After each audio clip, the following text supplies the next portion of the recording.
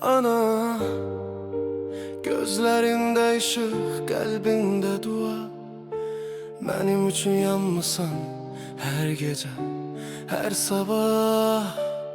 Sen yatmadın geceler, beni gözledin. Kapı açılana kadar dua eledin.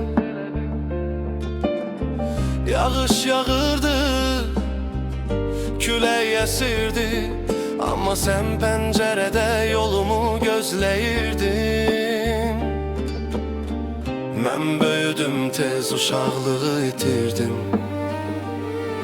Bazen sözlerimle seni incittim, ama içimde her zaman bir ses var idi.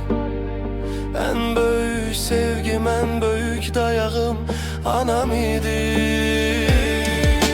Ana, bağışla beni, senin oğlum büyüdü tez. Uşaqlıq gitti, mən değiştim, ama sevgim seninledir bil. Ana, bütün yollarımda dua senin nefesindir. Senin gözyaşların benim güzgümdür, ürəyimdedir.